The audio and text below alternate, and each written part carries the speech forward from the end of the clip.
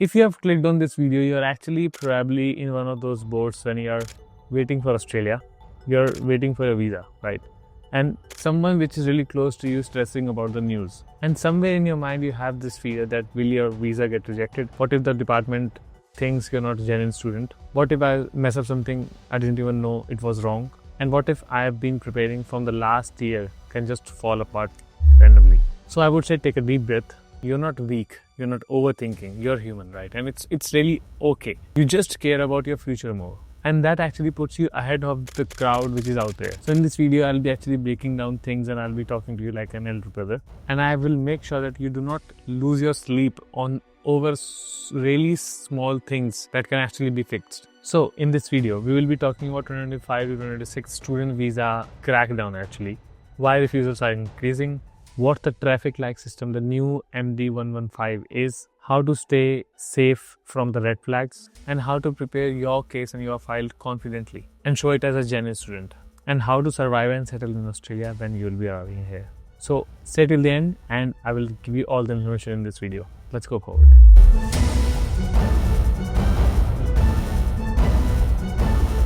Hey guys, hello and welcome back to another video. This is your KapsLock and I know the setup is looking different. Just to tell you, I'm not in Australia right now. I'm in India because I came here to meet my family and to do certain things. And what those things are, you can obviously see in my vlogs. The link of the new channel is in the description because I'm going to be making this vlog series as I'm in India. And that channel is mainly for the vlogs and gaming stuff if I'll do it in the future. Anyway. So you can see my real life, what I'm here, how this India looks like, and the story related to this room. But anyway, so as I mentioned, this information is still gonna be coming and we'll be shooting stuff. But just to tell you, I have this vlog series as well because I'm so busy. How things are happening here, what is happening here, you need to see in the vlog. Anyway, so as I mentioned, I will be speaking on different things, but I've noted some of the stuff on my laptop. The setup is not as best as it was in Australia, but anyway, we need to do the work. So what we are talking on today is a reality check, what's actually happening and without rumors actually. As I mentioned, a simple roadmap and the main hurdle, the genuineness, the issue which is happening right now, key updates in the trends of the visa related stuff, the new traffic light system. You might know about it or you might not know about it, but we will be talking on this eventually in this video. Capping and all, cultural reality, safety checklist which I really want you to know, some mistakes and prevention that you can do, and post-success guide as I always speak on. Some of the questions you will be getting answered technically, and in the end I will try to explain you everything in easy simple language. Anyway, let's go forward. So grab a chai, grab a coffee, grab something for yourself, sit back, relax, don't think about what's happening in the world, think on these particular points. These videos are really important for you. Anyway, let's go. So the reality of the student visa crackdown, let's be honest for a second. The student visa system is not as same as anymore because it used to be totally different when there was so less people in Australia coming up. Right now it's totally different. Anyway, right now students are experiencing sudden refusals, right? These are the issues: sudden refusals, delayed processing, confusing updates, stricter assessments, mixed messages from the agents, obviously, if they're not genuine, universities overbooking seats, stronger background checks, tightened interviews, and a very serious focus on genuineness. So the refusals lately feel really personal because people are actually feeling, students are actually feeling that they are getting targeted on certain areas and that's why they are getting refused on the visas. That's not a good thing, but can't do anything. Genuine students are not getting satisfied. Financial capacity is still getting doubt, on the verge of getting refused from the students. Course choice is still unclear of the students. The refusals, some of them are like really random and some of them are really just brutal on their conditions. Two things can be true at the same time.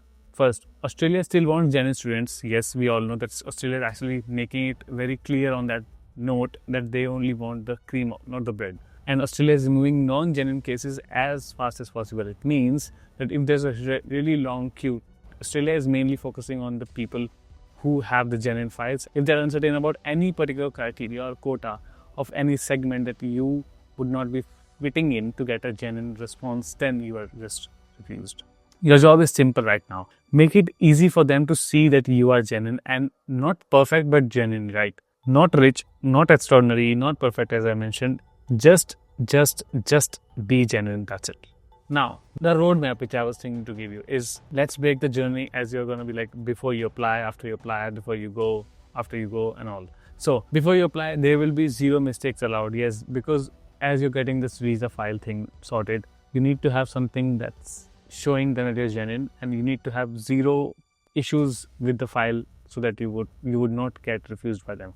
Anyway, check your university if it's in the green, amber, or red. What is this green, amber, or red? We'll talk more about this in the video. Keep all the documents clean and verified. Don't fake your funds, right? Especially with some of the states I don't want to mention, but you know those states. Please, you guys don't do it. Don't trust shortcut agents. There's no shortcut agents in the world. They just want your money. Match your course with your story. Whatever you studied, match the story. Write your own SOP. Don't let it be written by someone else.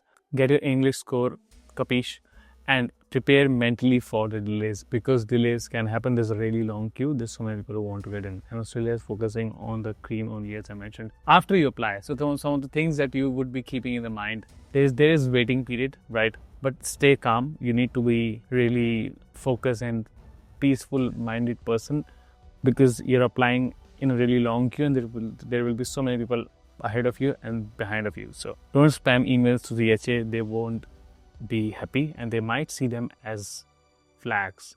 Keep proof of funds untouched. Respond quickly to any extra request. For example, if S56 requests come up, you need to be able to have those documents ready. And S56, just to tell you, S56 means they are asking you to have more documentation ready because they want to deep dive in your file. So for the people who are genuine and they have good documentation, even if S56 comes, they are genuine, they are good to go. If you're not genuine, and if that S56 comes up, it means you're in a danger zone, because they're asking you more documents and you're not having those, you're gonna be dead. Anyway, responding quickly to any extra requests, as I mentioned. Start planning your life in Australia. Yes, when you're gonna be here, start planning ahead how it's gonna look like. Now, before you travel, as I mentioned in before videos, finalize OHC, which means overseas student health cover. You need to have it to confirm accommodation where you're going to be living. Keep digital and physical files both. Learn basic city routes. You can watch my vlogs or other vlogs of other people. Prepare an arrival budget and attend pre-departure webinars of the university you're going to be coming in. Now, additionally, as your first 30 days in Australia, you need to have these things in the mind. Attend your orientation. Learn the campus of the university safely and know the routes. Don't break your visa work rules. Please, you have 48 hours for fortnight limitation of working. Follow it. Don't break it. Otherwise, you might get deported if they catch you. Build a balanced friend circle. Yes, not so many friends, not less friends. Have a balance. Everything in the life needs a balance, right? Network from day one. Start networking. Start talking to different people. Start talking to different region people. Maybe Chinese, maybe Australian, maybe other places. Watch your mental health. Your mental health is the most important thing that you need. Understand local behavior and boundaries. You need to learn about these boundaries. You need to step back on certain areas that they might not feel comfortable to talk to you. You need to have these points in mind. Now, stage 5, next stage comes up, which means if something goes wrong, if you get delayed or if you get refused, sorry, but I would say, I've made a video on this anyway. You can watch it, that if you get refused, what to do. But don't panic. Right, don't rush a second orientation right now, like second application, like you start applying on the new verge. No, get the exact refusal reason. You can ask them what's the reason why you got refused. Fix the red flag properly. You need to have those things cleared out, fixed, so that you can apply again after a certain time. Switch provider if needed. If the agent seems invalid, improper, or just want to earn from you, change it right now and tell the truth in the next application. Yes, I got refused because this isn't, but I've improved it. You can double check. Here's the documentation. Look into it. Give me the visa, and they will give you the visa. Now, this roadmap actually works for everyone, and first timers, reapplicants, and late applicants, they also get data of getting good results of it. Now, the biggest hurdle is to prove that yes, you are genuine. So this is where most students lose their sleep. They are way too afraid of it. And not because they're lying, just because they think the officer won't believe them. Actually, that's not true. It's not true, guys. Trust me, your mind starts overthinking. What if my gap year looks suspicious? What if they think I only want the PR? What if my funds look weak? What if my course is not too different? Don't think, just do it. How? So, You're not being judged by being an Indian, first of all, by being a Pakistani, by being of any nation. Otherwise, you're not being judged for just being ambitious. You're coming here, they want you, they want genuine students. If you're genuine, don't think otherwise. And you're not being judged on any other thing, but you're being judged how clear your study pattern is going to be. If you're actually thinking to study from this to this, makes sense. If you're studying from this to that, they'll catch you. Well, how you can fix this? Tell the truth, be honest, be transparent, clearly. Explain your choices without overreacting. If you want to study maths after biology, you need to make a link, explain them. You will choose a course that actually makes sense. Yes, as I mentioned, from bio to maths, it's going to be tough, but if you make a route that I am so into it, I've done internships, I've done other stuff, I've done voluntary work because I want to go in the maths or vice versa, means biology, you can make it. Don't outsource your SOP. Please don't ask anyone else to write your SOP. You're going to be dead. Keep your funds real. Yes. Keep them organized, well structured and well folded with the proper renaming. And show a future plan that connects how you're going to be linking your future life after this study. And you know what? Don't hide refusals and failed subjects or gaps. If you have failed subjects, you can tell them. If you have gaps, you can tell them. If you have refusals, you can tell them too with the proper reasoning.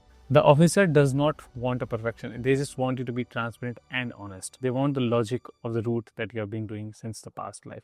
Now, next part. What is happening right now in Australia? So, there's so many things happening. By the way, I'm not in Australia, but I still know. So, first, new 3-tier student visa priority, which is MD115, Ministerial Direction 115, which is also getting called as traffic light system. It was introduced in 14th of November 2025, just 3-4 days ago. And there are 3 lanes, green, amber and red. So green line means priority 1, green light, come here, that's what it means. So provider using less than 80% of the capacity are in the green light. They're like more fast lane, and many regionals, PAFE and some particular universities are a part of it. Also PhD students, government scholarships, specific students, they are on priority of it. Now next, amber, the middle color. So this is priority 2. Provider should be at least 80 to 115% of the source and the course. Normal lane, you're going on the normal speed, and most popular cities, universities are a part of it. Now, red, which is priority 3. Provider more than 115 means 115% of capacity is getting exceeded by the provider of the course of whatever the study would be, and you're like getting over enrolled. So that's a red flag. Your application goes at the last because there are more people in the green and amber line, and possibly there are going to be more bigger visa delays for you. Now, integrity is still override means even green cases can be slowed for the checks, because even the green line, and if you have something which is looking like an issue, they can still ask for the questions. Anyway, advice that I want to give you is ask where your provider actually sits.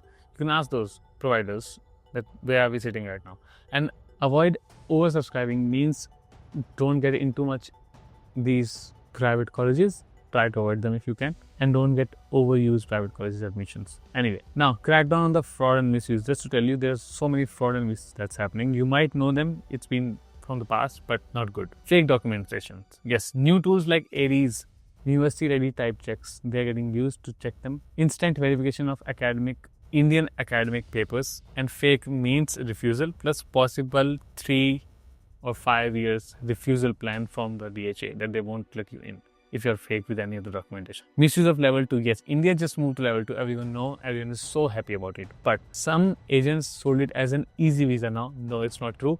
You don't need IELTS, not true. You don't need funds, not true. Government is really unhappy about it, being honest. Result is more scrutiny and refusals for weak files, because when government made India as level 2, they thought it's going to be better, it's going to be more genuine students, but it went other way around. So the government is not happy, and if the government is not happy, they can do anything they want. So agent practices, some agents pushing numbers for commission, because the commission level is really less now, because there's so many pathways that are now shut down.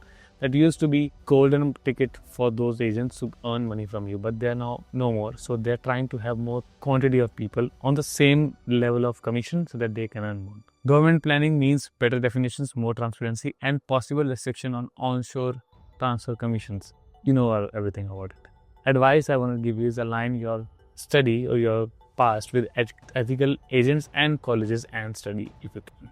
Now, some of the differences. So some of the differences between the red flags and the rules. Let's talk on this. So Rules, you know about it. Red flags, you know about it, but you would miss both of them.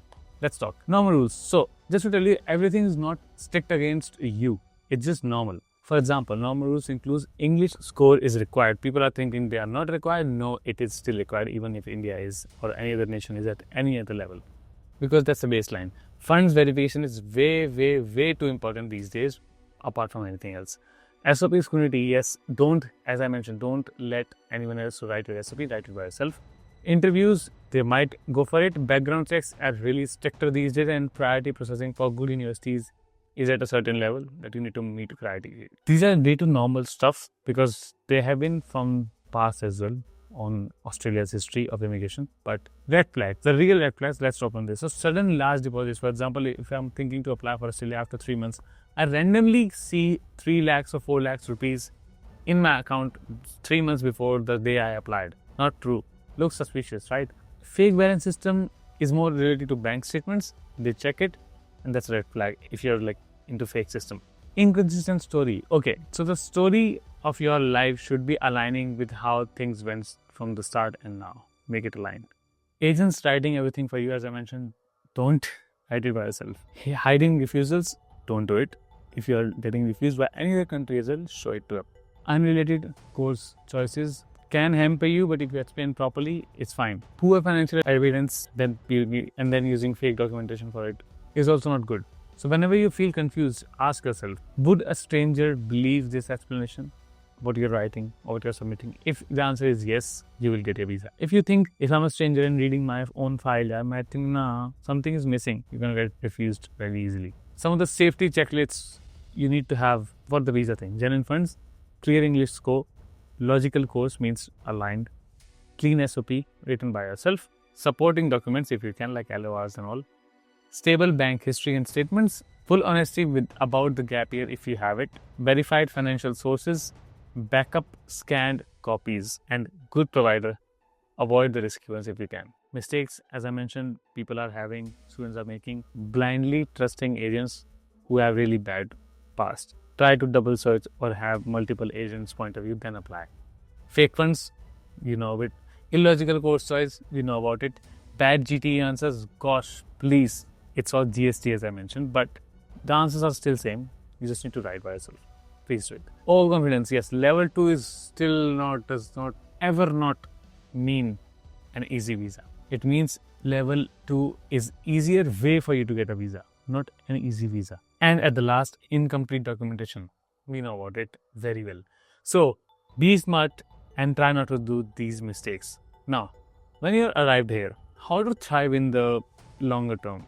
Some of the information I just want to add in. Your first month shapes your journey, whole journey. Understand the culture. Don't break the work rules, as I mentioned before. Build real friendship. Network early. Keep your mental health strong. Stay updated on the rule changes, like you can see the videos which I make. And plan your next steps early. So, these are all the information that I thought I could share with you. I had my laptop here to read some of the information and tell you. Not read, like keep checking because I can't remember everything. But what you need to do is follow this guideline, share this to your friends so that they have these things in their mind. This crackdown of the visa processing system is finally here. You understood how things are happening. If you have any questions, put them in the comment section. I will do it. I will reply to it. And if you have urgent questions, urgent things, DM me on Instagram directly. Follow me on other links. Subscribe my other 2 channels. Links are in the description.